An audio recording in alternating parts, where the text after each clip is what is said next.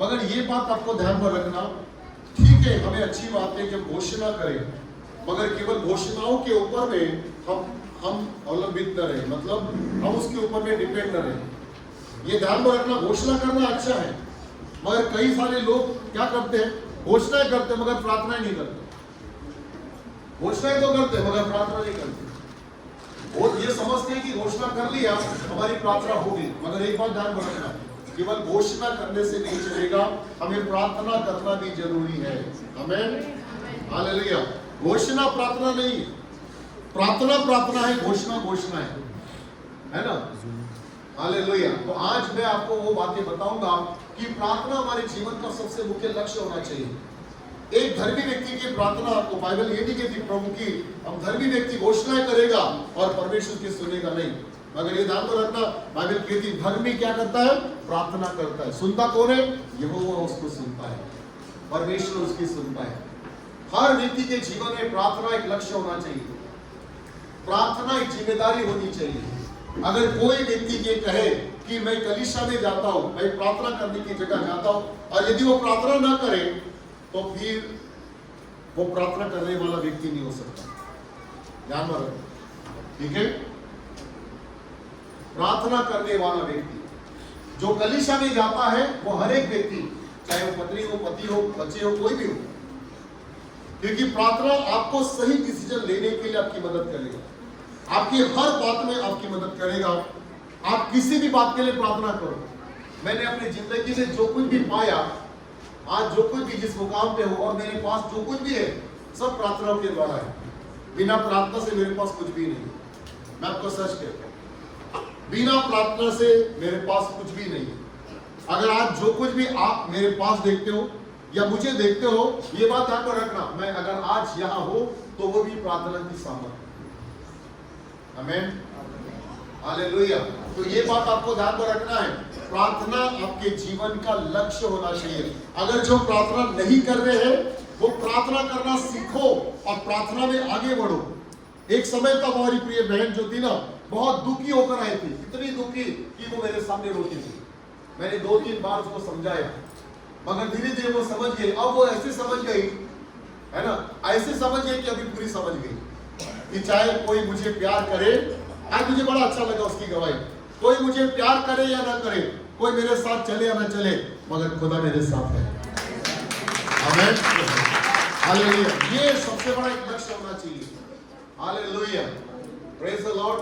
इसीलिए संसार की ये बातें सोचना मत करो कि संसार आपके साथ होगा, संसार का प्रेम आपसे होगा, मगर ये ध्यान में रखना, किसी के पास हमारे लिए समय हो या न हो, कोई हमारे साथ चले या न चले, मेरा खुदा मेरे साथ चल रहा है। हालेलुया, आमीन।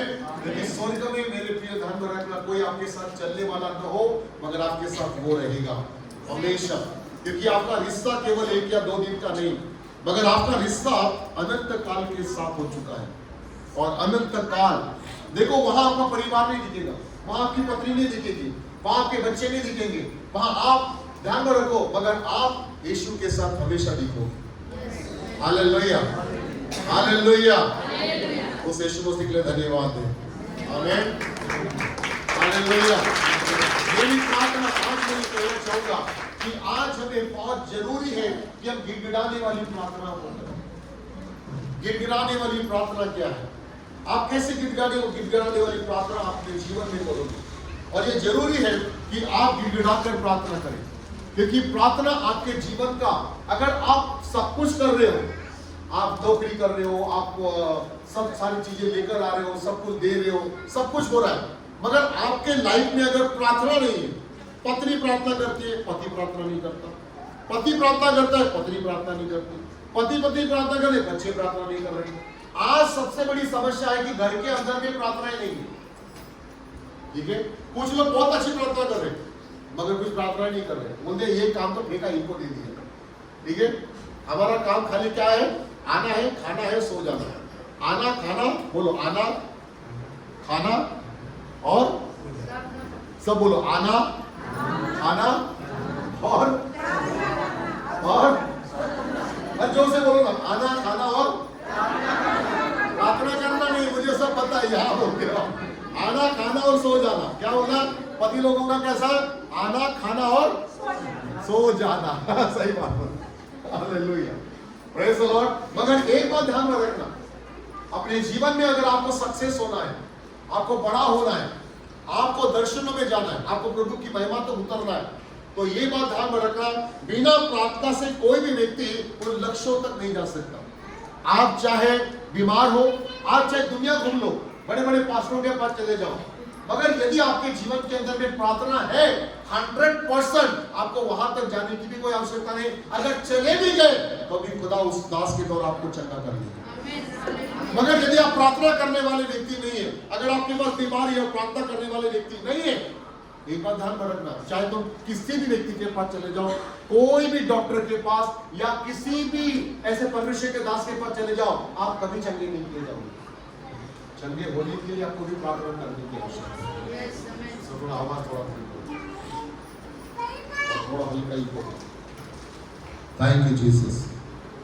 मैं चाहता हूं कि हम दो कलीसिया में दो ऐसे साउंड बॉक्स, मतलब बड़े है ना, लगेंगे अपने को, क्योंकि इनकी आप गैदरिंग जब बढ़ता है, जब वो लोग बढ़ते हैं तो इसका आवाज पूरा नीचे आता है, तो वो उससे वो इको का खत्म हो जाता है। मतलब ये हमको दिसंबर के पहले क्योंकि कम से कम 600-700 लोग इस समय आएंगे, तो ध्यान रखना कि बहुत गैदरिंग होगा, है ना। इसके पहले अपने को ये दो चीजों का काम करना जरूरी है। आमीन। हो सकता है तो हम लोग ये क्या बोल रहे हैं, मिक्सर को भी थोड़ा चेंज करेंगे। मुझे लगता है कि और एक मिक्सर ले लेंगे ताकि अलग एक सिस्टम हो, गाने वाले का एक सिस्टम हो, यानी बजाने वाले का, तो बजाने वाले को बजाने में डालेंगे। ऐसा हो सकता है, वेरी गुड, तो ऐसा हम लोग कर लेंगे। Hallelujah, praise the Lord. Instrument सब है, इंस्ट्रूमेंट बजाने वाले कम है ना। बच्चे लोगों को मैं बार बार बोल के मैं तो बूढ़ा होते जा रहा और वो जवान होते जा रहे, मगर एक भी व्यक्ति ने अभी तक तबला का टम करके नहीं मारा है। हाँ, थोड़ा हाथ लगाओ, थोड़ा देखो, बहुत सारे इंस्ट्रूमेंट है अपने पास, ऐसे पड़े बेचारे बोलते कोई तुम्हारी कलीसिया में बजाता नहीं है, कोई जवान नहीं है, ऐसा बोलता है। हाँ, गाना गाने से ही नहीं होता बेटा, बजाना भी पड़ेगा। सही बात है ना, बजाओ खुदा के लिए। अरे कहती 10 तार वाली वीणा कौन बजाता था? क्या परमेश्वर ने बोला था उसको? नहीं, फिर भी क्यों बजाते थे? क्योंकि वो प्रभु से प्यार करता था। आमीन। आप प्यार करते हो कि नहीं करते? जो परमेश्वर से प्यार करता है ना, वो प्रभु के लिए बहुत कुछ कर देता है। आमीन। परमेश्वर का प्रेम सब कुछ कर सकता है। अगर आप उसको प्यार करते हो तो आप उसको खुश करने के लिए आप कुछ भी कर सकते हो, कहीं पर भी जाके आप उसके लिए कुछ कर सकते हो। आमीन, हालेलुया। ये लैला मजनू का प्यार है बेटा, समझना पड़ेगा, ये खुदा का प्यार है। आमीन, हालेलुया। ठीक है, चलो हम तो कोई चीजें बातों को हम देखेंगे। मरकुस की पुस्तक उसका 11वां अध्याय में ये बात आपको ध्यान में रखना है। या दो बातें अगर आप कई बार बहुत से घोषणाएं करने वाले यदि वचनों से घोषणाएं करते हैं, मगर नीचे में हम लोग कुछ बातों को देख सकते हैं। चलिए हम लोग पढ़ेंगे मरकुस, मेरे साथ सभी लोग निकाले मरकुस उसका 11वां अध्याय।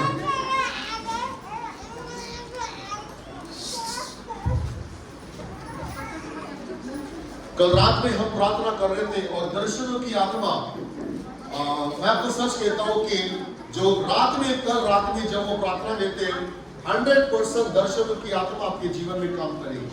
जिन्होंने कल रिसीव किया दर्शन की आत्मा, 100% उनके जीवन में आने वाले समय में उनकी प्रार्थनाओं के अंदर भी दर्शन होगा। खुले आंख से देखोगे, जैसे कि प्रवीण ने बोला कि मैंने सपने में तो देखा, स्वर्गदूतों को भी देखा। देखो आज सपने में देख रहे, आने वाले समय में हमारे आंखों के सामने दिखेंगे। आमीन, वो तुम्हारी आत्माओं पर डिपेंड है। Hallelujah, praise the lord. Praveen आप बाइबल लेके आते हो क्या? कहाँ है आपकी बाइबल? अच्छा, मैं बोला बाइबल ही नहीं लेके आते, इसीलिए प्रभु ने बोला बाइबल देख। कितनी बड़ी बाइबल, तो बाइबल पढ़ता है ना। आमीन, हालेलुया, थैंक यू जीसस। बहुत जरूरी है, ध्यान में रखो। चलिए, और वो यरूशलेम पहुंचकर क्या लिखा है जी? 11 का 23 वचन, 23 से 24 वचन।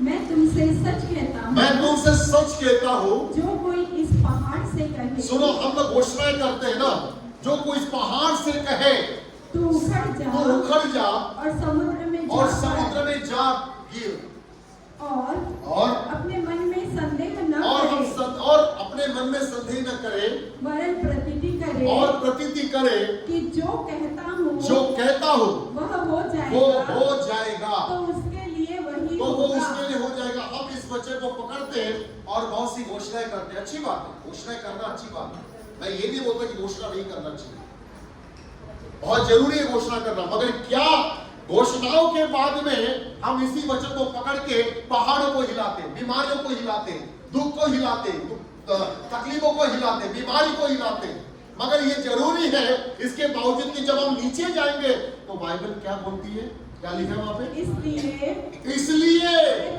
मैं तुमसे कहता हूं कि जो तुम प्रार्थना करके मांगो तो प्रतीति कर लो कि तुम्हें मिल गया और तुम्हारे लिए हो जाएगा। हालेलुया। क्या करना पड़ेगा?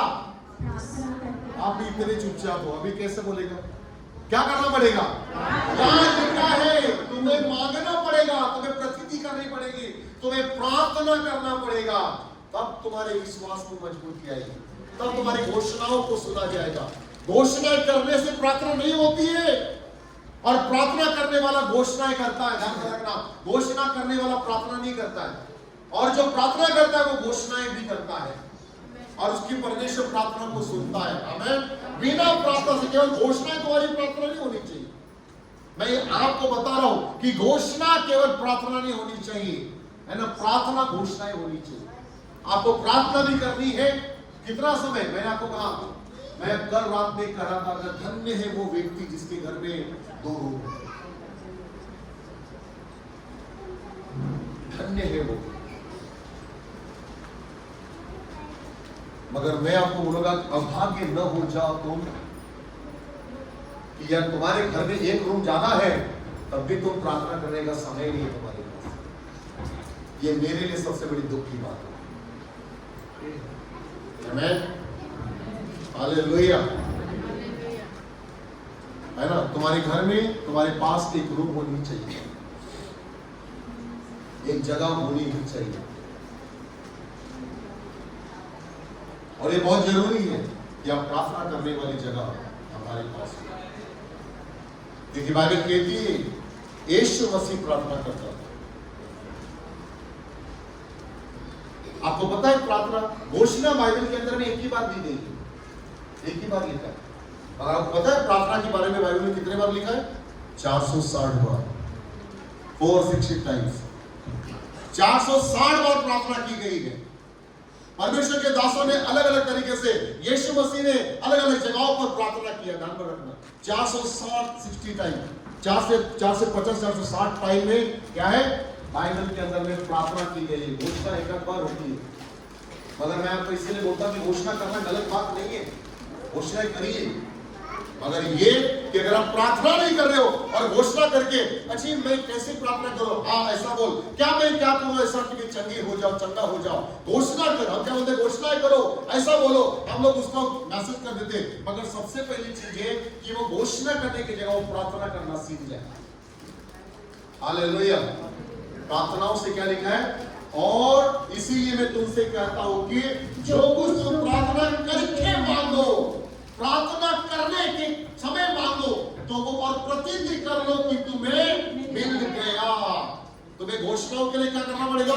अगर घोषणाओं को सक्सेस करना है तो प्रार्थनाओं के ऊपर प्रतीति करनी पड़ेगी, विश्वास करना पड़ेगा। लॉर्ड, जो भी मैं बोल रहा हूं, जो भी मैं बोल रही हूं, मैं प्रतीति करती हूं कि वो मेरे लिए हो जाने वाला है। प्रार्थना विश्वास दिलाती है। आमीन। बोलो, प्रार्थना विश्वास दिलाती है। अगर प्रार्थना में विश्वास नहीं है तो, अगर प्रार्थना में तुम खुद प्रार्थना कर रहे हो और तुम्हें खुद को प्रतीति नहीं है, विश्वास ही नहीं है कि आपका प्रार्थना सुना जाएगा, नहीं है ना। प्रार्थना विश्वास को दिखाती है, प्रार्थना विश्वास को दर्शाती है। हालेलुया। बोलो, परमेश्वर मुझे प्रार्थना पर निर्भर होना सीखा, घोषणाओं पर नहीं। हाँ, सही है। घोषणा करना अच्छी बात है, मैं इसको बुरा नहीं कहना चाहता हूं, मगर कई सारे लोगों ने ऐसे आदत बना दिया कि खाली घोषणाएं करते हैं, बोलते कि आमीन अभी सब कुछ होने वाला है। नहीं, आपको प्रार्थना करनी पड़ेगी, प्रार्थनाओं पर ज्यादा निर्भर हो। एलिया ने प्रार्थना किया, सुलेमान ने प्रार्थना किया, दाऊद ने प्रार्थना किया, नादेन दानियल ने प्रार्थना किया, शद्रक मेशक अबेदनगो ने प्रार्थना किया। बाइबल के अंदर में जितने भी लोग हैं, इन्होंने घोषणाएं नहीं किया, इन्होंने सबसे ज्यादा प्रार्थनाएं किया। हालेलुया। इसलिए प्रार्थना की तरफ ध्यान दो, घोषणाएं बोलो, मगर प्रार्थनाओं में सबसे ज्यादा लगे रहो। और मैं धन्यवाद देता हूं कि इसके घर के अंदर में एक ही बच्चा है और एक ही परिवार है, और बच्चा बिल्कुल शांत है, और माँ को मस्त प्रार्थना करने के लिए इतना समय मिलता है। धन्यवाद। मगर जिसके घर में 4-5 बच्चे यहाँ चलाओ टीवी, ये वो बड़ा मुश्किल है। बिंदु सिस्टर को, मगर बिंदु सिस्टर को प्रार्थना करती है, नहीं करते ना, वेरी गुड। अगर बिंदु सिस्टर को अगर आप प्रार्थना करने में देख रहे हो तो इसका मतलब वो बोल रही है कि भाई मेरे बच्चे प्रार्थना करते समय तो बिल्कुल डिस्टर्ब नहीं करते। वेरी गुड, ये बहुत अच्छी बात है। कितने लोगों के बच्चे प्रार्थनाओं के समय में आपको डिस्टर्ब करते हैं? मैं तो वहाँ जब इंदिरानगर में थी तो अमित मेरा वो करता था, कभी कभी यहाँ जब से आई तो रात में जब मोबाइल में रहेगा। और है क्या? और कोई है? चलो, बिंदु सिस्टर एक है जो गवाह है। आपके बच्चे बड़े परेशान करते हैं। जब आप प्रार्थना करने के लिए बैठते हैं तो बोलते मम्मी भूख लगी है, मम्मी मेरे को दूध चाहिए, मम्मी मेरे को ये चाहिए, मम्मी मेरे को वो चाहिए। ऐसा है? हम प्रभु को धन्यवाद दें कि प्रभु ने मुझे अच्छे बच्चे दिया। आमीन। कि वो मुझे प्रार्थना करने देते हैं, मुझे परेशान नहीं करते। Hallelujah, praise the Lord. है ना? परमेश्वर प्रार्थना सुनने वाला परमेश्वर है ना? बाइबल कहती है कि हर एक व्यक्ति, हर प्राणी मेरे पास आएंगे और मुझसे गिड़गिड़ाएंगे और मैं उनकी प्रार्थना को सुनूंगा। हर व्यक्ति की प्रार्थना सुनने के लिए परमेश्वर है। हालेलुया। परमेश्वर ने किसकी प्रार्थना नहीं सुना, मगर कैसी प्रार्थना करनी चाहिए, आज सबसे बड़ी चीज वही है। बाइबल कहती है कैसी प्रार्थना करनी चाहिए, किसको प्रार्थना करनी चाहिए और कैसी प्रार्थना करनी चाहिए, ये आज जरूरी है ना? बाइबल कहती है कि एलिया हमारे समान सुख और दुख को भोगने वाला इंसान था, मगर उसने भी प्रार्थना किया। बिल्कुल बाइबल ये नहीं कहती है कि वह कोई स्पेशल था, उसने कोई स्पेशल जन्म लिया और वो कोई स्वर्ग से उतर कर आया, ऐसा कुछ नहीं लिखा है। बाइबल ये कहती है वो हमारे समान था, बिल्कुल हमारे समान। उसके जीवन में भी दुख थे, परेशानी था, डर था, भय था, चिंता थी, सब उसके जीवन में था, मगर वचन में लिखा है कि वो प्रार्थना करने वाला व्यक्ति था। वो परमेश्वर की उपस्थिति में बैठने वाला व्यक्ति था। जब अहाब के सामने वो खड़ा हो गया तो अहाब को बोलता है मैं परमेश्वर की उपस्थिति में रहता हूं, मैं परमेश्वर की उपस्थिति से होकर तेरे पास आया हूं और मैं ये तुझे आज बोलना चाहता हूं, मेरे कहे बिना इस संसार में बारिश नहीं होने वाली।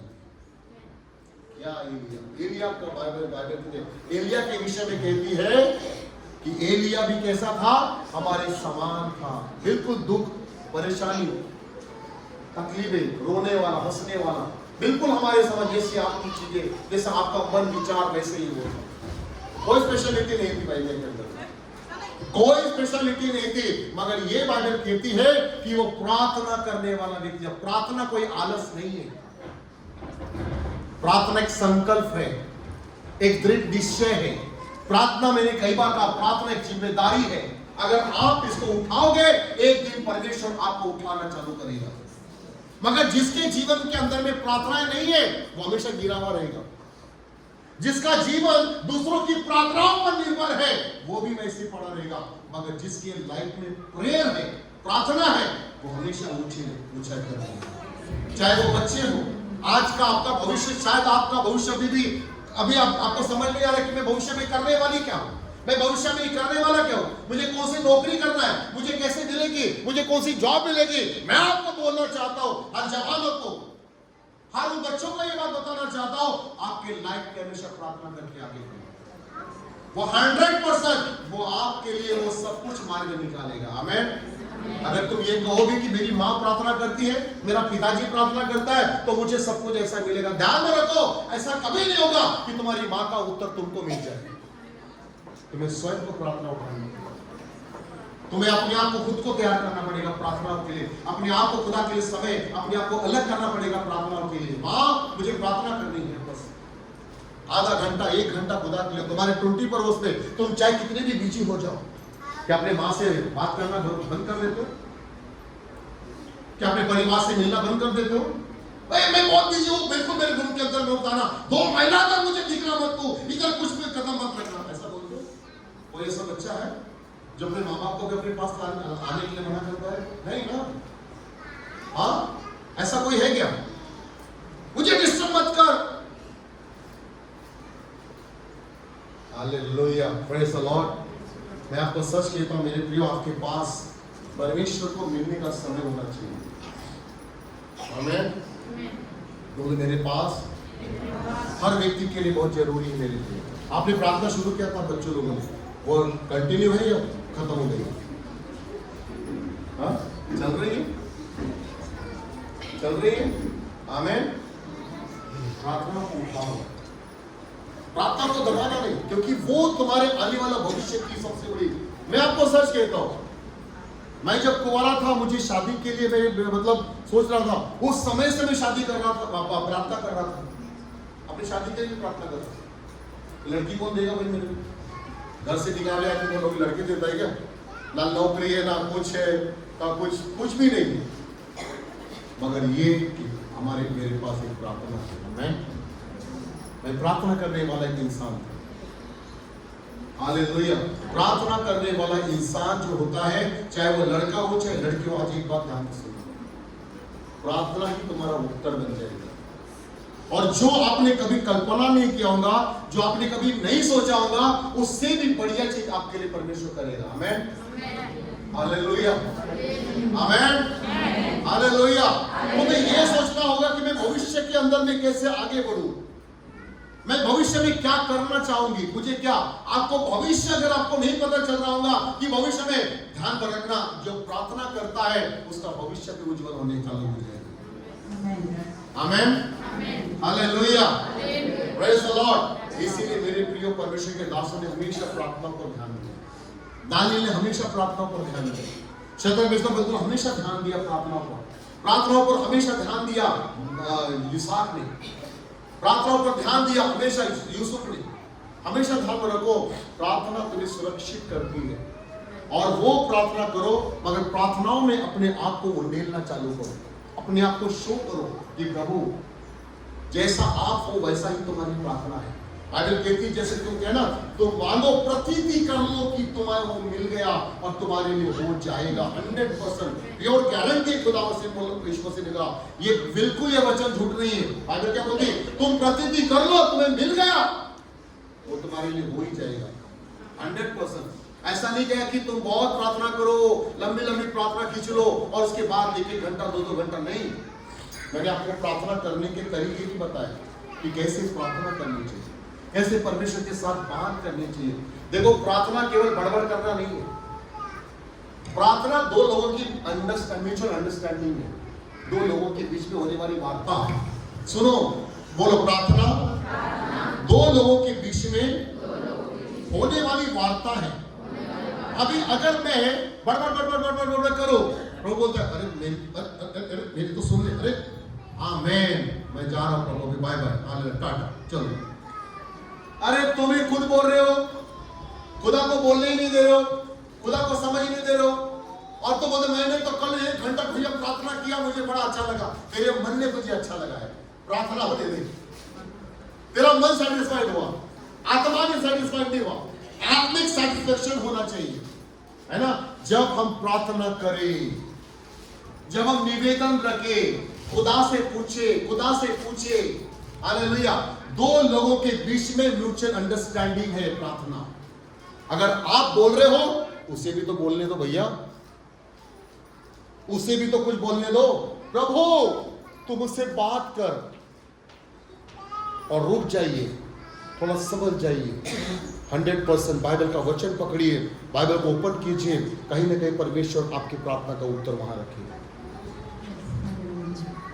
अगर प्रार्थना करते अगर आप सो भी गए, तो जैसे बाइबल के, जैसे आज हमने प्रवीण को हमने सुना, है ना, कि परमेश्वर सपने के द्वारा बात कर रहे हैं।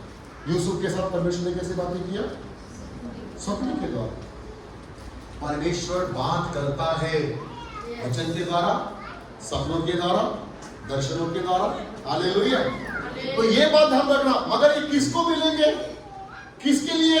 जो प्रार्थना करता है वो दर्शन भी देखता है। जो प्रार्थना करता है, मैं आपको बोला ना, प्रार्थना केवल बड़बड़ करना नहीं है। बाइबल कहती है तुम कहां पे चौराहों पे जाके ऊंची ऊंची प्रार्थना करते हो और ये समझते हो कि खुदा हमारी सुनता है। नो, नहीं, है ना। ध्यान रखो, प्रार्थना आपका जीवन का चरित्र है। मेरी बात सुनो। प्रार्थना ही जीवन का, प्रार्थना शब्द नहीं है, प्रार्थना चरित्र है। बोलो, प्रार्थना चरित्र है, चरित्र। आपको पता है बाइबल कहती है परमेश्वर नम्र लोगों की प्रार्थना सुनता है। ऐसा लिखा ना। तो आपको क्या करना पड़ेगा? प्रार्थना करने के पहले आपको नम्र होना पड़ेगा। हाँ, प्रार्थना चरित्र है। अगर जो व्यक्ति प्रार्थना करता है, केवल शब्दों की प्रार्थना नहीं होती। मैंने आपको ना, आपके बीच में होने वाली क्या है? एक म्यूचुअल अंडरस्टैंडिंग है, जो परमेश्वर और आपके बीच में होने वाली वार्ता, दो लोगों के बीच में होने वाले रिश्ते। Hallelujah, praise the Lord. सब सोने वाले बोलो हालेलुया। सही बोला अरुण ने। मैंने कहा सब सोने वालों को हालेलुया नहीं, और जीते जागे वो बोले हालेलुया। अभी देखो उठ गए ना। प्रेज द लॉर्ड, हालेलुया, आमीन। कल रात में हमने कई समय तक प्रार्थना की है, इसीलिए नहीं तो सोई नहीं। आमीन, हालेलुया। तो ये ध्यान में रखना, बोलो प्रार्थना हमारा चरित्र है। परमेश्वर बोलता है कि मैं नम्र लोगों की प्रार्थना। नम्र कौन है? नम्र एक चरित्र है। आया ना, नम्र एक स्वभाव है, हमारा चरित्र है। आप एक गुस्से वाले हो, आपको हर बात में गुस्सा आता है, आप कितनी भी प्रार्थना कर लो, कौन सुनेगा आपकी बात? शारीरिक क्रोध करने वाले व्यक्ति की प्रार्थना परमेश्वर नहीं सुनता। हाँ, अगर आपको आत्मिक क्रोध आता है वो बात अलग है। बाइबल कहती कि क्रोध तो करो मगर क्रोध करने के लिए परमेश्वर मना नहीं कर रहा है। क्रोध करो, जम के करो, मगर पति को मत मारो। ठीक है, पत्नी को नहीं मारना। काहे किसको मारते हो? Hallelujah, praise the Lord. चरित्र वो है, प्रार्थना एक चरित्र है, ध्यान में रखना। और जो प्रार्थना करता है उसका चरित्र भी नम्र होता है। वो झगड़ालू नहीं होता, वो ब्लेम करने वाला नहीं होता, कभी नहीं करता। एक प्रार्थना करने वाला व्यक्ति कभी किसी पर दोषारोपण नहीं करता।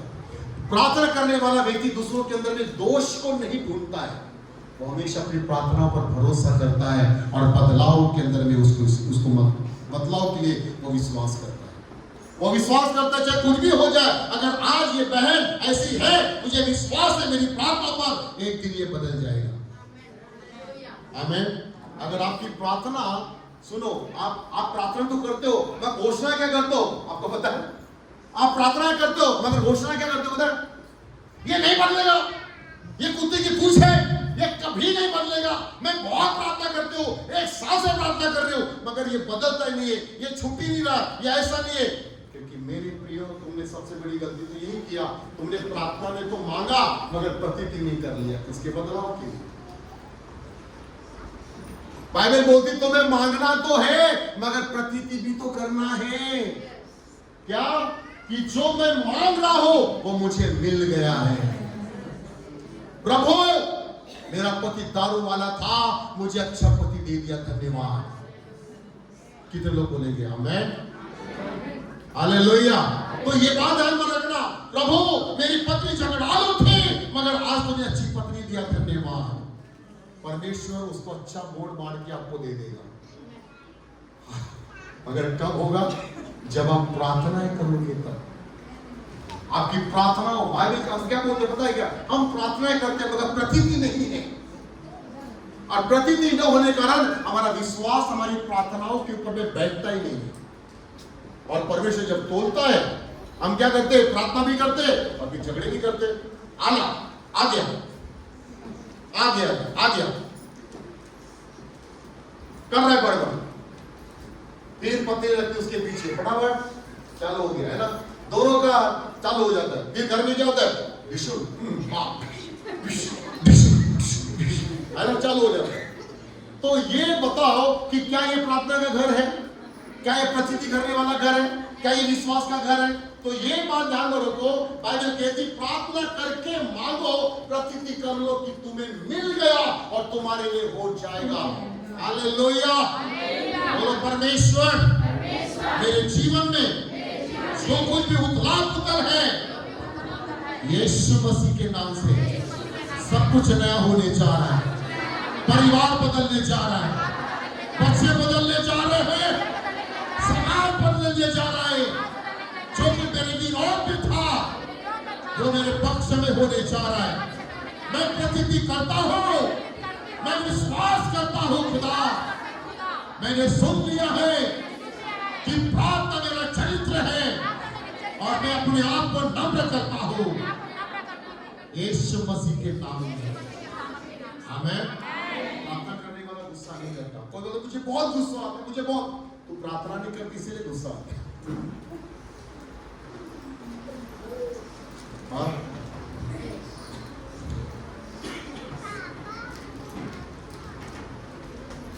मैं अपनी तारीफ नहीं करता, मगर कई लोग मुझे ऐसे बोलते कंपनी के अंदर, यार शेखर साहब आपके विषय में कभी हम लोग बात करते हैं, बोलते हैं तुम्हारे समान इतना नम्र, हम लोग इतनी गलत चीजें करते हैं, मगर आपको हमने कभी ऐसा, मैंने बोला वो मेरा चरित्र नहीं है, क्योंकि जो तुम करते हो ना वो तुम्हारा चरित्र है।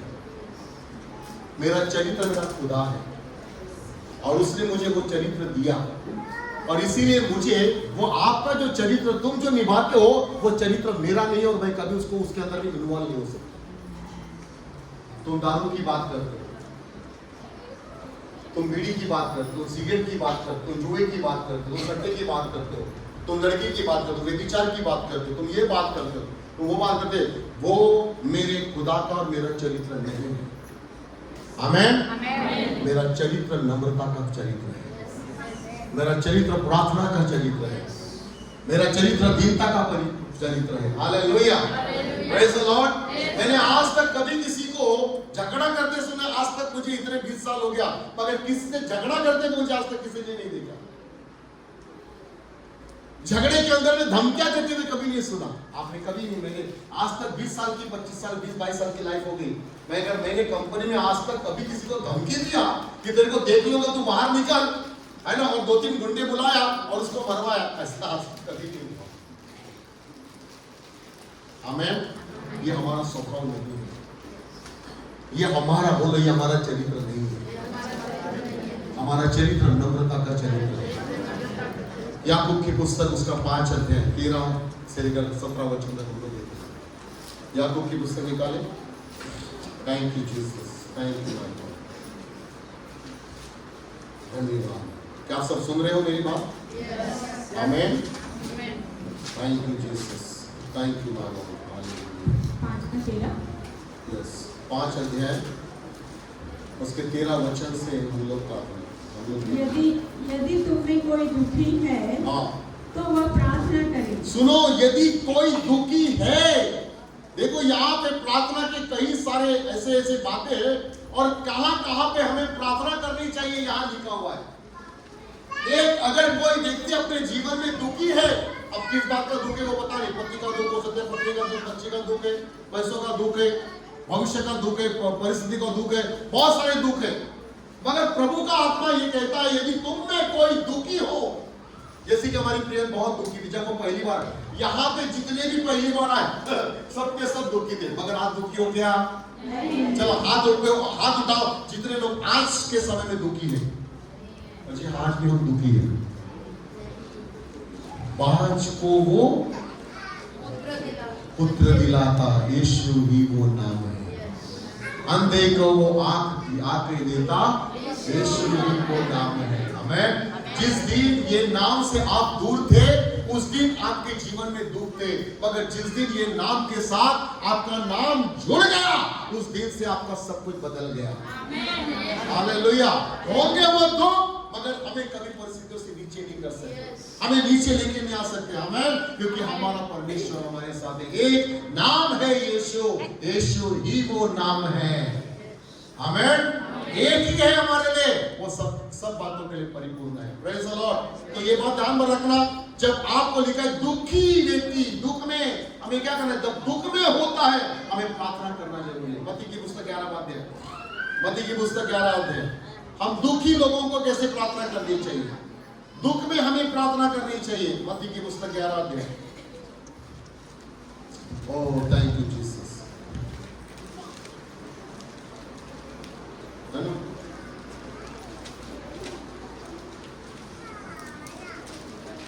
28 से लेकर 30। मत्ती 11। Oh thank you God, hallelujah. ये सब परिश्रम करने वालों, हे सब परिश्रम करने वालों और बोझ से दबे हुए लोगों, परिवार का दुख, बोझ, भविष्य का बोझ, चिंताएं, बहुत सारी ऐसी बातें जिसके कारण से आप दुखी हो, और प्रभु कहता है मेरी बेटी, हे मेरे बेटे, ये सब परिश्रम करने वालों, दुखों के लिए लड़ाई झगड़े करने वालों, है ना? सुनो, तुम्हारा वो दुख किसी को मारने या काटने के लिए नहीं, मगर एक बात ध्यान में रखना, वो दुख जब कोई आप दुखी हो किसी बात के लिए, मेरी बेटी की शादी नहीं हो रही, मेरी बेटी की शादी नहीं हो रही, है ना, मेरा मामा का प्रॉब्लम ऐसा है, मेरा वो बीमार है, वो ये बीमार है, हर प्रकार के दुख आज बाइबल के लिए क्या लिखता है वहां पे?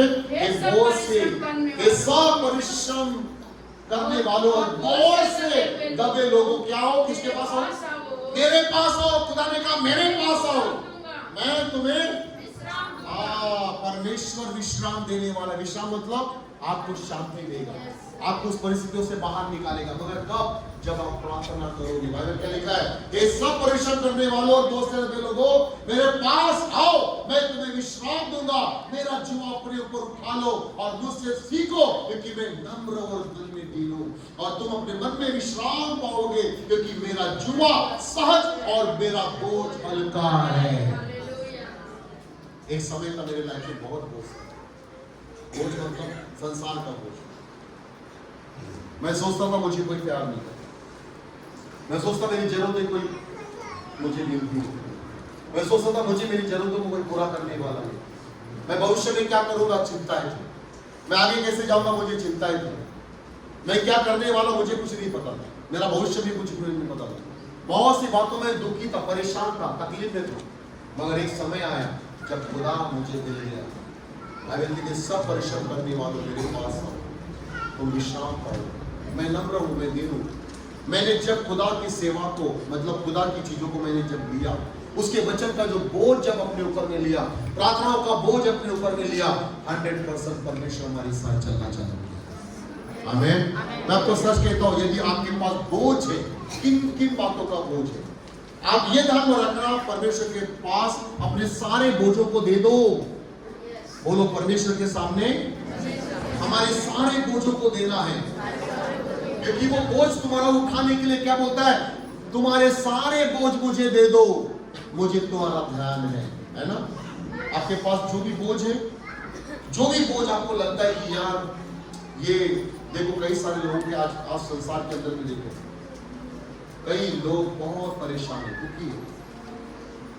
एक मेरे दोस्त की वाइफ थी, मेरे साथ काम करता था, अचानक उसको फोन आया। फोन ये आया, उसकी वाइफ 6वें मंजिल पे ऊपर चली गई, 6वें मंजिल पे, और वहां से कूद दी, वहां से कूदी। मैं सिल्वर के बाहर की बात नहीं, सिल्वर के अंदर, आज से करीब 8-10 साल पहले की बात कर रहा हूं। 6वें मंजिल पे गई और वहां से कूदी, क्योंकि वो बार बार किसी बात से परेशान थी, बार बार परिवार के अंदर में किसी न किसी बातों के लिए झगड़े होते थे, बार बार किसी न किसी चीजों के लिए उनके पास वाद विवाद होते थे, पति पत्नी के बीच में, सास ससुर के बीच में, हमेशा बहू और सास के बीच में, और ससुर किसके बीच में, हमेशा कुछ ना कुछ वाद विवाद। मगर मैं आपको सच कहता हूं, आमीन, हालेलुया। आज एक दिन क्या हुआ, उसकी वाइफ ने डिसीजन लिया और वो बार बार बोलती थी, पता नहीं मेरा मरने का मन कर रहा है, पता नहीं मेरे ऊपर जाके घूमने का मेरा मन कर रहा है। और कई बार पति ने बोला कि जा मर जा, हर रोज बोलती जा मर जा। एक दिन उसने डिसीजन ले लिया, और ये ऑफिस में था, हम क्यूसी के अंदर में ऐसे सब ऐसे थे, और हम अपने डिपार्टमेंट का डिस्कशंस कर रहे थे, हम सब इंचार्ज लोग वहाँ पे थे और सारे डिस्कस कर रहे थे। अचानक उसको फोन आया, बोला आपकी वाइफ ऊपर से नीचे गिर गई। मैं तब सोचा, प्रभु काश इसके पास कल को तेरा बच्चा होता तो वो कम से कम बहन बन जाती। आमीन। मेरे प्रिय, दुनिया के अंदर में से कई सारे लोग हैं जो बोझ के अंदर में है, मगर उनके पास खुदा नहीं है, उनको बुलाने वाला कोई खुदा नहीं। और बाइबल कहती है ये सब परिश्रम करने वाले और बोझ से दबे हुए लोगों कहाँ आओ, बोलो मेरे पास आओ, मैं क्या करूंगा, तुम्हें विश्राम दूंगा। आमीन। तो दुखी लोगों को कहाँ आना चाहिए? अगर दुखी है तो कहाँ आना चाहिए? बोलो परमेश्वर के पास। हालेलुया। एक दुखी व्यक्ति कहाँ आता है? परमेश्वर के पास आता है। बाइबल क्या बोलती है? फिलिपियों की पुस्तक 4 और 6 और 7 वचन पढ़िए। फिलिपियों की पुस्तक 4 का अध्याय 6 और 7 वचन। फिलिपियों की पुस्तक 4 अध्याय 6 और 7 वचन। ठीक है जीस, हालेलुया, थैंक यू जीसस। ओ रीना बाशादा, आमीन। किसी भी बात की चिंता मत करो, हाँ, परंतु हर एक बात, किसी भी बात की चिंता मत करो, परंतु हर एक बात में तुम्हारी निवेदन, प्रार्थना और तुम्हारी प्रार्थना और विनती के द्वारा धन्यवाद के साथ परमेश्वर के सम्मुख उपस्थित किए जाए। किसी भी बात की, बोलो किसी भी बात की चिंता। अरे जो भी बात आप चिंता में लेकर आते हो, किसी भी बात की जो चिंता आपके मन में पड़ी हुई है, वो चिंता किसको देना है? अपने पति को देना है। किसको देना? पड़ोसी को देना है? किसको देंगे? अपने जीवन की जो चिंता है, किसी भी बात की चिंता मत करो। ये प्रभु ने आपको बोला है, मुझे बोला है। क्या बोलता है? तुम किसी भी बात की चिंता मत करो। बोलो आज से मैं कभी भी किसी भी बात की चिंता नहीं करूंगी, चिंता नहीं करूंगा, परंतु हर एक बात, कौन सी बात? जो भी तुम्हारे मन में चल रही है, जिसका बोझ तुम ले चुके हो, चिंता कर रहे हो बार बार। शादी नहीं हो रही, चिंता आ रही है। बच्चों का भविष्य, चिंता आ रही है। मेरा बेटा बिगड़ा हुआ है, क्या करेगा जीवन में, पता नहीं क्या होगा, चिंता है। बेटा बार बार पैसे उड़ाते हैं, दारू पीता है, ठीक है, चिंता है। चिंता लगी हुई है कि मेरे परिवार का भविष्य कैसा होगा, मुझे कौन पालेगा, मुझे कौन संभालेगा। आज मेरी बेटी की हालत यह है कि वो मेरी सुनता नहीं है, अंग्रेजी चलता है, बुरे लोगों के साथ उसकी संगति हो चुकी है, बुरे लोगों के पास बीच में जाता है। आने वाला भविष्य उसका क्या होगा और उसके साथ मेरा भविष्य क्या होगा, इस बात की माँ बाप को चिंता है। और बाइबल क्या बोलती है? किसी भी बात की, बोलो किसी भी बात की चिंता मत करो, परंतु हर एक वो बात तुम्हारे निवेदन, प्रार्थना और विनती के द्वारा धन्यवाद के साथ परमेश्वर के सम्मुख उपस्थित किए जाए। क्या कभी आप अपने बच्चों के लिए प्रार्थना करते हैं? जब वो सोते हैं आप गुनगुनाओ, जोर जोर से उसके लिए प्रार्थना करने की जगह आप उनके पास बैठो, उसके माथे पर अगर हाथ रख सकते हो, उसके शरीर की किसी भी भाग के लिए उठाओ और प्रार्थना करना चालू करो। प्रभु यीशु मसीह के नाम से मैं इस बेटे के लिए दुआ करती हूँ। अपना भला जोर से मत करो, क्योंकि हो सकता है वो गुस्सा करे। आप उसके लिए मन में दुख बताओ और खूब बताओ। आप हन्ना के समान प्रार्थना कर सकते हैं। बाइबल कहती है हन्ना के जीवन में सबसे बड़ा दुख था उसके बच्चे नहीं हुए थे। दुनिया के लोग 100 उसको बार बार इस बात के सताती, तू बांझ है। देखो मैंने कितने सारे बच्चे अपने पति को दिया, कितने बच्चों को जन्म दिया, तू देख बांझ है, तू बांझ है। और जब भी वो प्रभु के भवन की तरफ निकलती, तेरा परमेश्वर कोई सुनता नहीं है, तू बांझ है, तू ऐसी रहेगी, हमेशा ऐसी रहेगी। हमेशा उसको दुख देती थी, ऐसा लिखा है। वो हमेशा जब जब वो उसको मिलती, उसको दुख देती थी। वो दुख के कठोरता के बातें बोलती थी, कठोर शब्द उसके ऊपर प्रहार करती थी, और इस कारण उसका मन दुखी होता था। और जब वो भवन में जाती थी और दुगना दान देती थी, सब बराबर करते थे, उसके बावजूद भी वो दुखी थी। मगर बाइबल इस बात को कहती है क्या, एक दिन उसने सोच लिया, मेरे जीवन का दुख इस संसार के इंसानों के अंदर में नहीं है। अगर मुझे दुख से बाहर निकलना है, मुझे चिंता से बाहर निकलना है, मुझे एक काम करना पड़ेगा, अपने खुदा के भवन में जाना पड़ेगा। आमीन। अपने परमेश्वर के पास जाना पड़ेगा। और जब तक मैं वहां नहीं जाऊंगी, मेरे कोई प्रश्न का उत्तर मुझे नहीं मिलेगा। और वचन में दिया गया है कि वो किसी भी बात की, वो सारी चिंताओं का बोझ जो हल्का करने वाला परमेश्वर है, उसके पास गई। और उसने क्या किया, वो प्रार्थना किया। वहां पे बैठा हुआ एली कहता है, तू सुबह सुबह दारू पी के आई है क्या? ऐसा कैसे प्रार्थना कर रही है? वो बोलता है, नहीं प्रभु, मैं तो दुखियारी हूँ, मैं तो दुख को लेकर आई हूँ अपने खुदा से, क्योंकि मुझे पता है मेरा परमेश्वर मेरे सारे बोझों को हल्का कर सकता है। मुझे विश्वास है प्रभु, मुझे विश्वास है जिस परमेश्वर के पास आई हो, मैं बहुत दुखियारी हूँ, बार बार रोज रोज मुझे कठोरता का सामना करना पड़ रहा है। लोग मुझे बोल बोल कर मुझे क्या क्या परेशान करते हैं, मेरी सोच मुझे रोज सताती है। मैं एक बच्चा भी अपने पति को नहीं दे सकता, मेरा वंश नहीं होगा।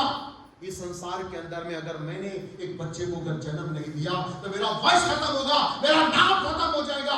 मगर इस संसार में अगर मेरा वंश चले तो मुझे खुदा के पास आना जरूरी है। Hallelujah.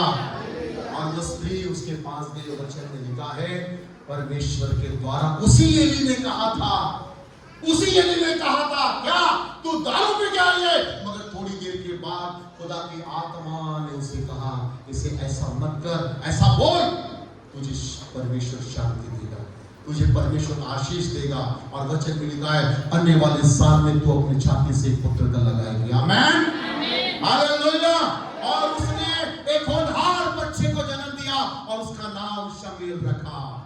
Hallelujah, praise the Lord. और वचन में लिखा है, बाद में दूसरे अध्याय में पढ़ लीजिए, वहां लिखा है वो बाजों को पुत्र देता है, और वो एक नहीं, वो 6 देता है। हालेलुया। ज्यादा संतान नहीं, कोई बात नहीं, आशीष है। प्रेज द लॉर्ड, ये प्रभु की बड़ी आशीष है। आमीन, हालेलुया, प्रेज द लॉर्ड।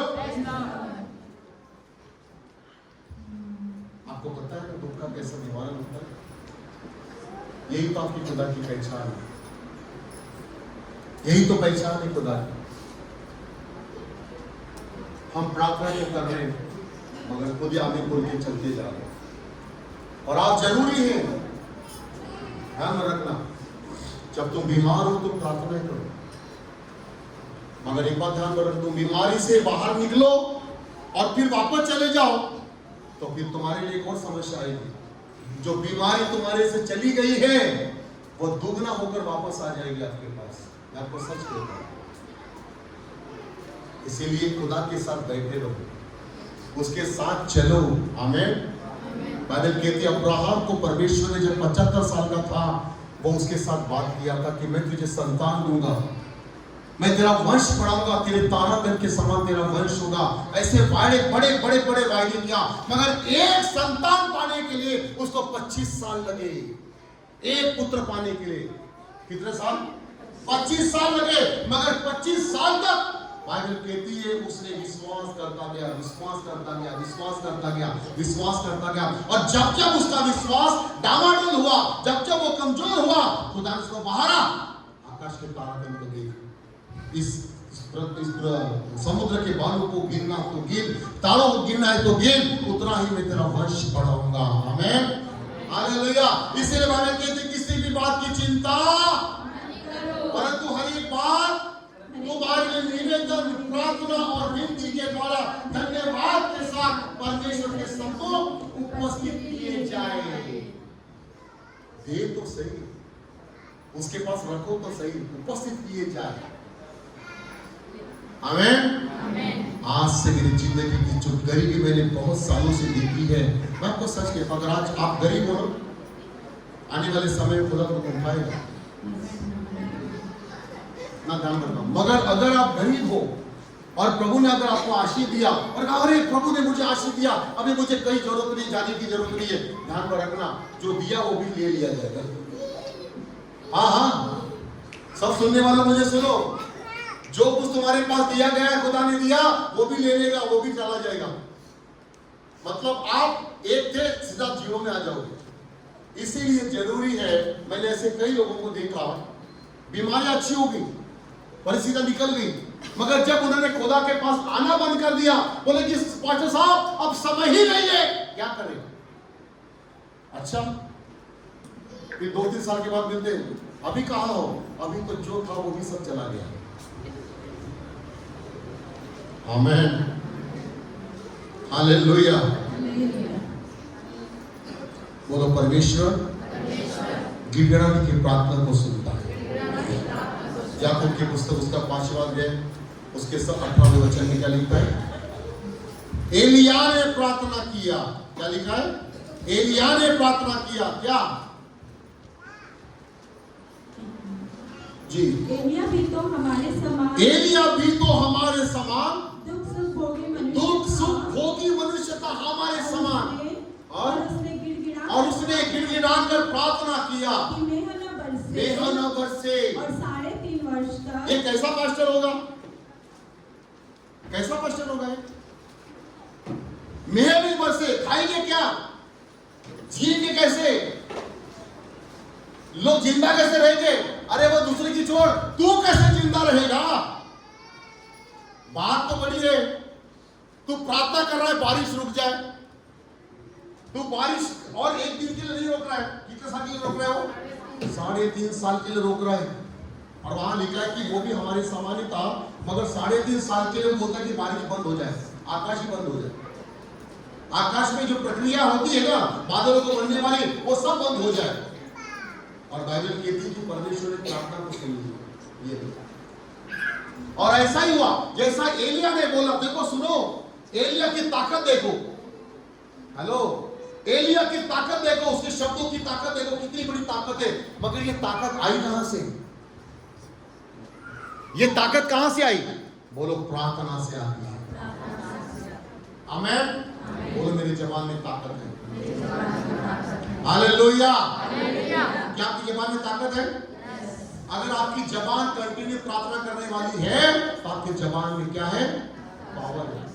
अगर आप अपने जबान में पावर देखना चाहते हो, खुदा की सामर्थ देखना चाहते हो कि आप जो कुछ भी बोलोगे वो ऐसा होगा, आपको एक काम करना पड़ेगा। क्या? मुझे खुदा की उपस्थिति में जाना पड़ेगा। बाइबल ये भी कहती है कि एलिया बोल दिया और ऐसा हो गया। वचन में ये लिखा है कि वह परमेश्वर की उपस्थिति में गिड़गिड़ाकर प्रार्थना करता था कि बारिश ना हो, और ऐसा ही हो गया। हालेलुया। समझो, अगर बारिश को रोकना है, सिद्धांतों को, प्रक्रिया को, इस संसार की प्रक्रिया को अगर बदलना भी है, अगर आप चाहते हैं इस संसार की प्रक्रिया बदल जाए, मोहल्ले की जहां पर आप रहते हो वहां की प्रक्रिया बदल जाए, ध्यान रखना, आपकी गिड़गिड़ा की प्रार्थनाओं करना जरूरी है। सबसे महान, सबसे बड़ी पता है ये प्रॉब्लम है, मसीह लोगों के सबसे बड़ी कौशल ये प्रार्थना नहीं करते, अपने पावर को यूज नहीं करते जो उसके मुंह के अंदर में। हमें और ये कब मिलता है, कहां मिलता है? बोलो प्रार्थनाओं की जगह पर मिलेगा। एलिया, वहां पे आप पहला राजा की पुस्तक निकालो, 17वां अध्याय निकालो, वहां पर आप देखो वो कहां से वो सब कुछ मिलता था उसे, उसके मुंह के अंदर इतना पावर कहां से आता था, उसके शब्दों में इतनी ताकत कहां से आती थी। वहां क्या लिखा है? यही तो पढ़ना है कि आपके शब्दों में मृत्यु और जीवन है। आपके मुंह के अंदर में, आपके मुंह में आपका नरक और स्वर्ग है, मृत्यु और जीवन है। आप किसी को अपने मुंह के द्वारा क्या दे सकते हो? जीवन भी दे सकते हो और किसी को मृत्यु भी दे सकते हो। क्या तेरा भला नहीं होगा? मैं आपको सच कहूं, पौलुस ने एक व्यक्ति को कहा, पौलुस ने एक व्यक्ति को कहा, तेरी आंखें अंधी हो जाए। हाँ, आपको पता है? हालेलुया। और वचन में लिखा है कि वो अंधा हो गया। आपको पता है? हाँ, हालेलुया। पौलुस ने एक दिन एक व्यक्ति को कह दिया, अन्यास कुछ काम था उसको उसने कहा तेरी वो अंधा हो जाए, और सच में वो अंधा हो गया। आपको पता है परमेश्वर से जो प्रार्थना करते हैं, एक बार ध्यान में रखो, मैं आपको सच कहता हूं, आप प्रार्थना करने वाले व्यक्ति के विरोध में कभी कोई काम नहीं करना, और ना उसके विषय में कोई बात कभी करना। मैं आपको सच कहता हूं, आप बिना प्रार्थना करने वाले व्यक्ति के विषय में कुछ भी कर सकते, मगर जो प्रार्थना करने वाला व्यक्ति है उसके विषय में कभी कोई बात नहीं करना। अपने घर में भी नहीं करना, घर में भी मत करो, दिमाग में भी मत लेकर आओ। अगर मैं आपको सच कहता हूं कि अगर आप अपने प्रार्थना करने वाले व्यक्ति के बारे में अगर आपके पास अगर कुछ भी गलत प्लान होंगे या गलत शब्द होंगे, आप अपने दिमाग को बोलो शांत हो जाए, दिमाग बिल्कुल तो मत कर, क्योंकि मेरे जीवन में कुछ होगा, मुझे उससे नहीं करना है। आमीन। मैंने बहुतों को देखा कि वो प्रार्थना करने वाले व्यक्ति के विषय में बातें करते हैं और वो भूल जाते हैं, मगर खुदा उसको लिख के रखता है। और फिर वो जब प्रार्थना में आगे बढ़ जाते, साल निकल जाते, मगर आशीष खुदा वो देता ही नहीं है, और उसको समझ में नहीं आती कि मैंने गलती क्या किया भैया, मेरे जीवन में गलती क्या हो रही है। अरे भैया तूने धर्मियों के विरोध में मुंह खोला था, तुझे पता नहीं है तूने क्या क्या बोला था उसके विषय में, और वो परमेश्वर ने लिख दिया। तब से परमेश्वर के पास तेरी प्रार्थनाएं वहां तक नहीं पहुंच गई, और यही प्रॉब्लम है। और यदि आपने ऐसा किया होगा तो आप प्रार्थना करना, खुदा मुझे क्षमा करना कि मैंने धर्मियों के विषय में कुछ बातें किया था। आमीन। बोलो धर्मियों के बारे में कभी कोई बात नहीं करना। शाऊल राजा इतना दुष्ट, मतलब शाऊल जो था, शाऊल राजा जो था, है ना, वो इतना भयावह राजा, भयावह मतलब कि वो परमेश्वर का आज्ञाकारी नहीं था, और यहां तक कि दाऊद के पीछे ऐसा लगा था जैसा उसको मार डाले, और कई बार मौका भी मिला, दाऊद को भी मौका मिला उसको मार डाले, मगर दाऊद ने कभी तलवार नहीं चलाई। आमने सामने कई बार हुए, मगर कभी दाऊद ने नहीं।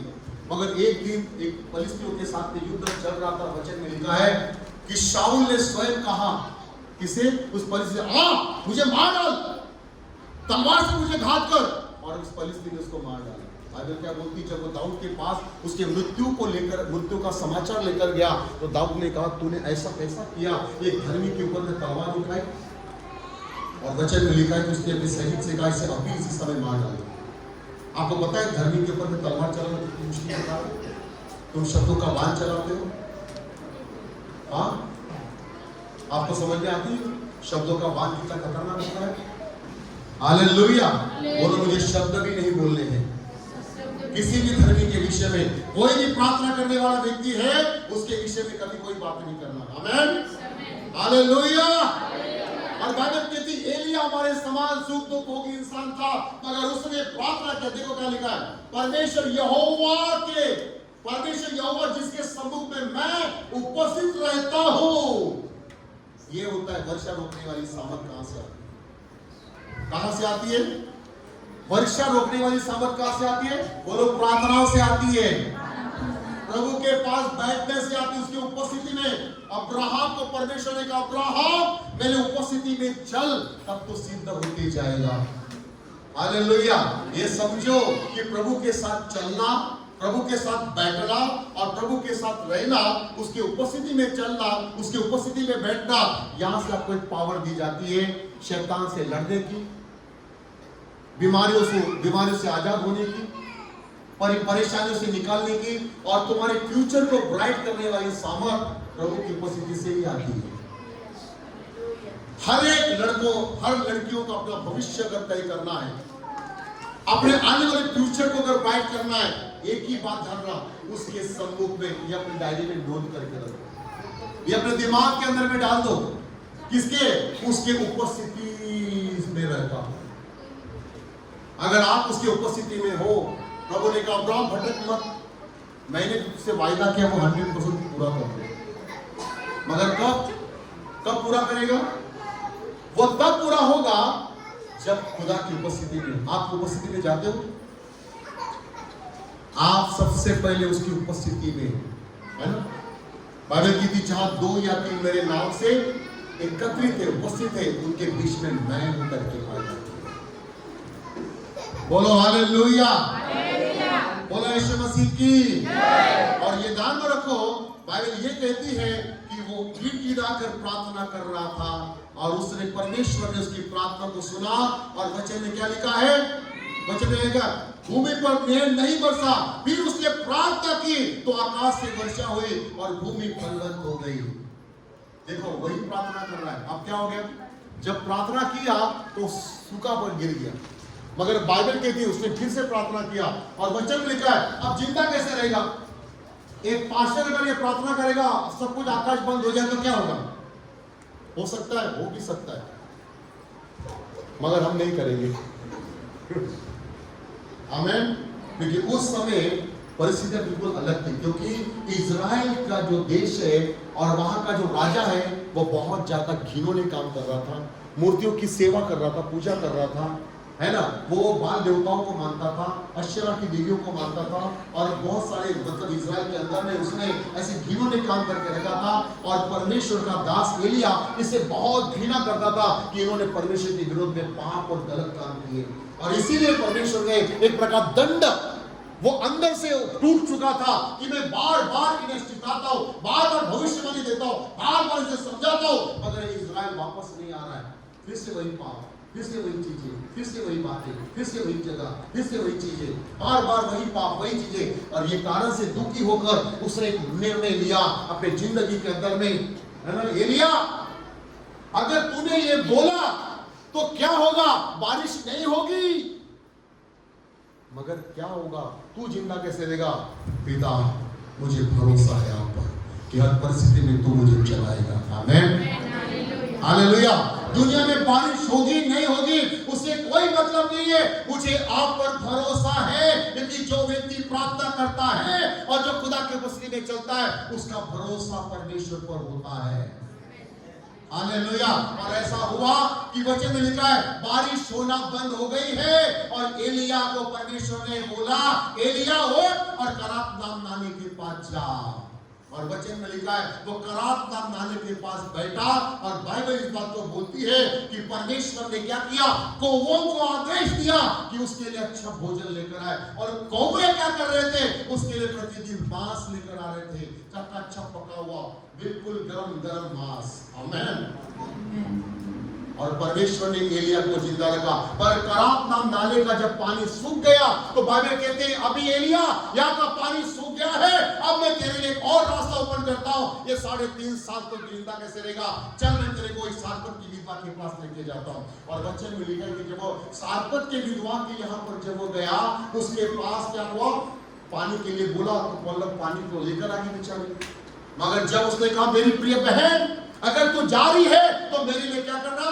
एक फूल लेकर आना, रोटी लेकर आना, ताकि खा जाओ, थोड़ा तृप्त हो जाओ। उसने कहा तेरे परमेश्वर के जीवन की शपथ, मेरे पास केवल कुछ भी नहीं है, आटा है थोड़ा सा हंडी में, घड़े में, है ना? और क्या है? कुपी में थोड़ा सा तेल है, आज भर के लिए है।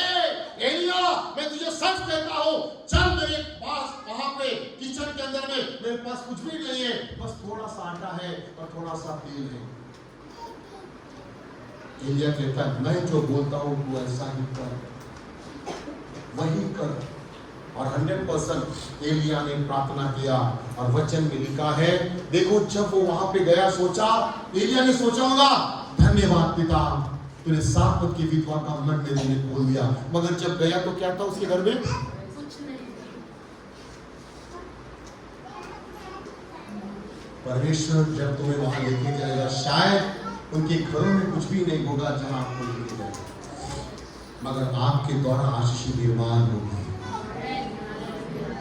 क्योंकि जो परमेश्वर की उपस्थिति में बैठता है, अगर वो किसी के घर में जाए और उनकी कमियों के लिए अगर प्रार्थना करे, 100% उनके द्वारा परमेश्वर को आशीषित करता जाएगा।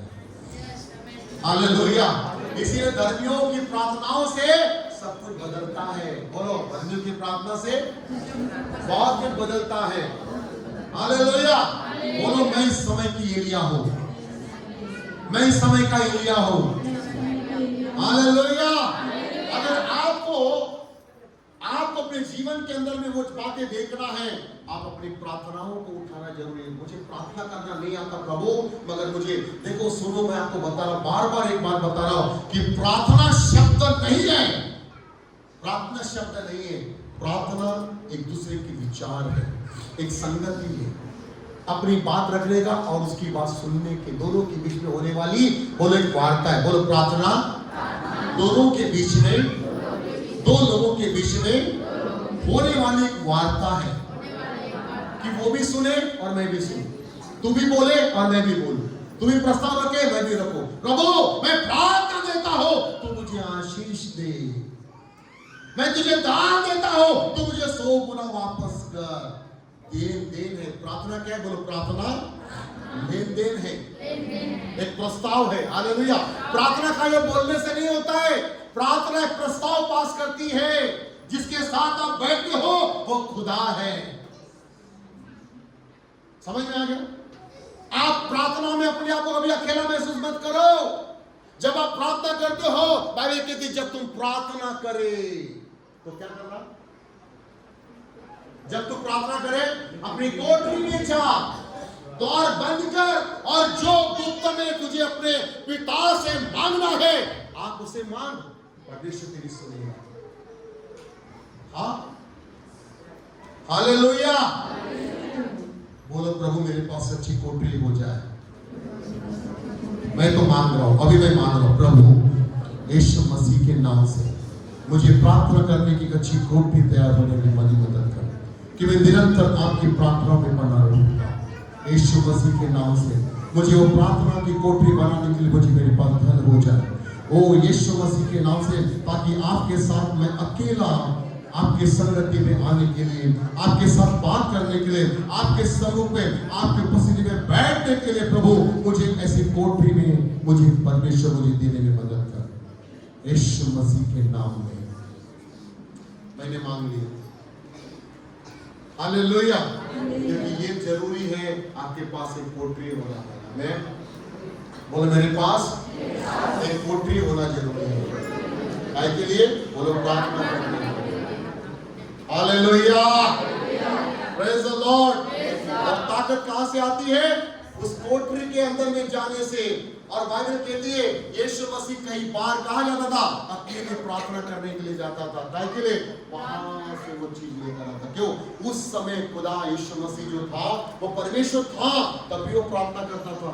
खुदा से प्रार्थना कर रहा है, हाँ, परमेश्वर से प्रार्थना कर रहा है। आमीन, हालेलुया। और ये बहुत जरूरी है कि आप प्रार्थनाओं में आगे आइए, प्रार्थनाओं में बढ़ते जाइए और अपने प्रार्थनाओं को उठाइए। 100% परमेश्वर आपके जीवन में आशीषों को देगा।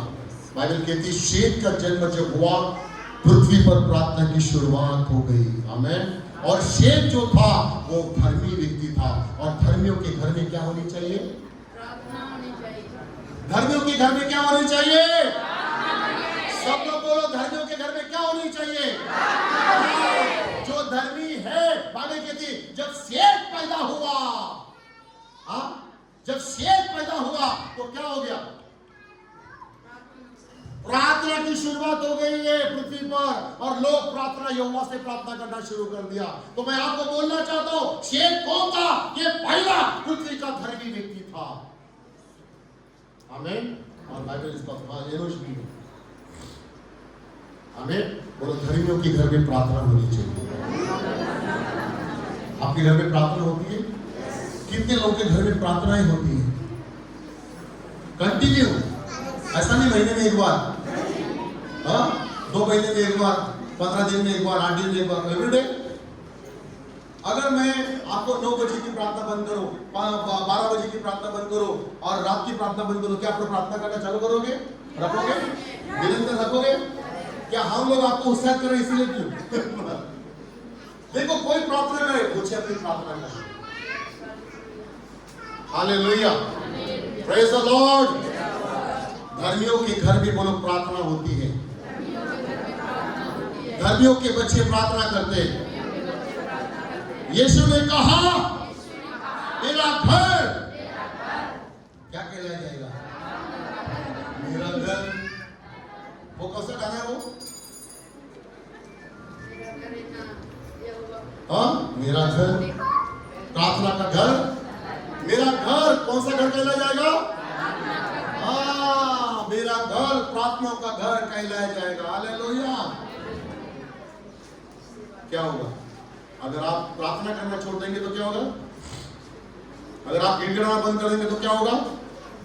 आप एक गलत शिक्षाओं में जाओगे, आप गलत शिक्षाओं के अंदर में जाओगे। जो व्यक्ति के घर में प्रार्थना नहीं होता है, उसके घर में बच्चे भी गलत डिसीजन लेते हैं। जो परिवार अपने प्रार्थनाओं में ध्यान नहीं देता, जो बच्चे, जो माँ, जो पिता अपने बच्चों को लेकर प्रार्थनाएं नहीं करते हैं, जो प्रार्थनाएं नहीं होती है, उनके बच्चे गलत डिसीजन लेते हैं। ध्यान रखो, गलत संगति में चले जाते हैं, गलत डायरेक्शन ले लेते हैं।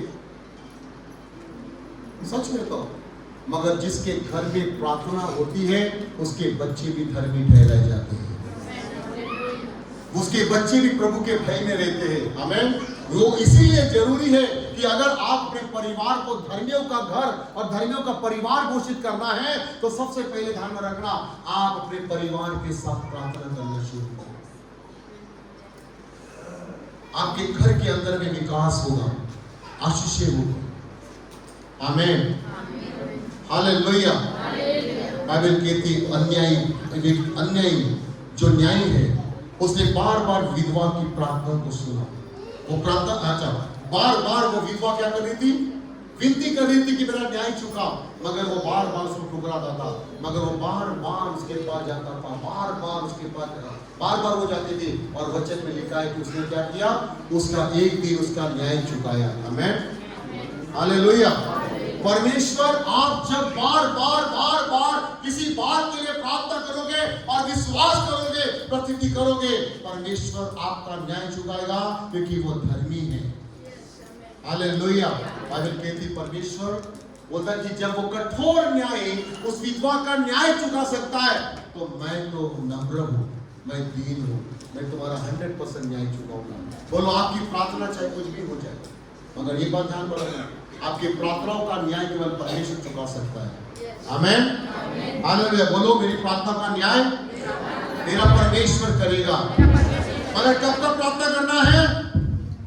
जब भी आपको समय मिलता है, उठिए और प्रार्थना में जाइए। 100% आपका परमेश्वर आपसे आपकी प्रार्थनाओं को करेगा।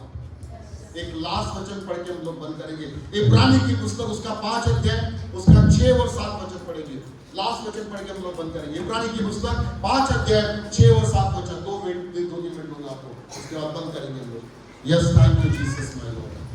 ओ रिबा शाला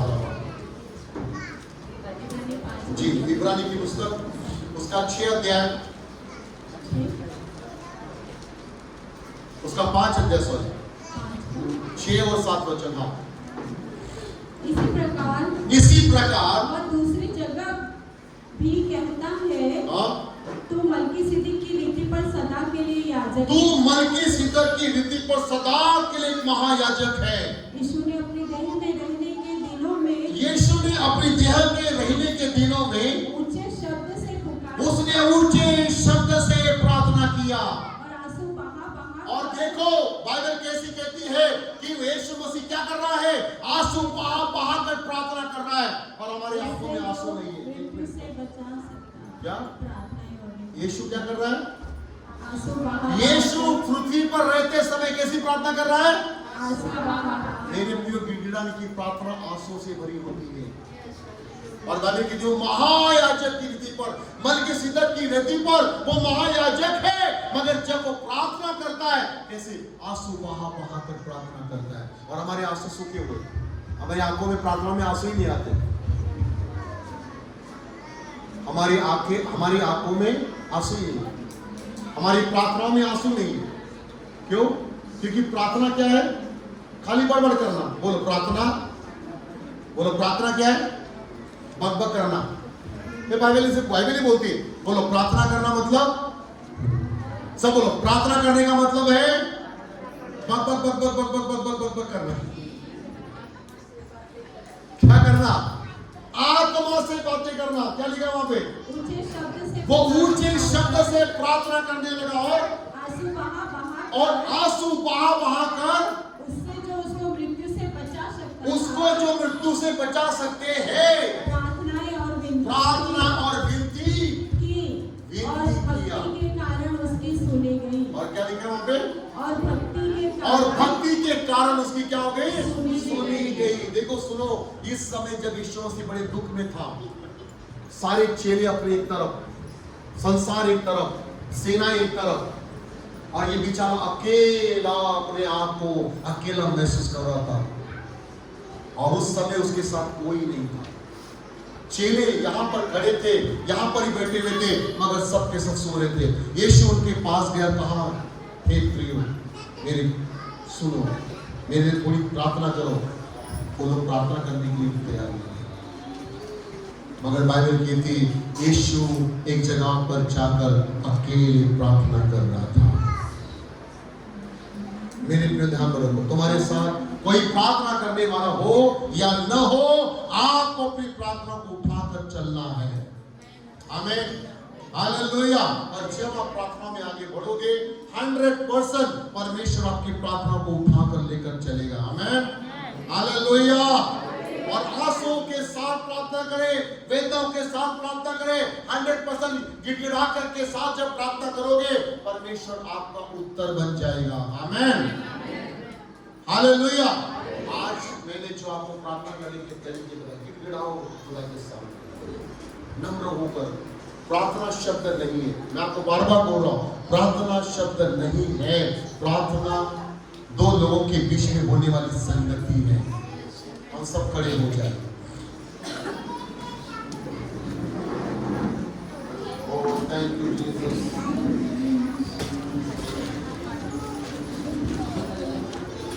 हम सब खड़े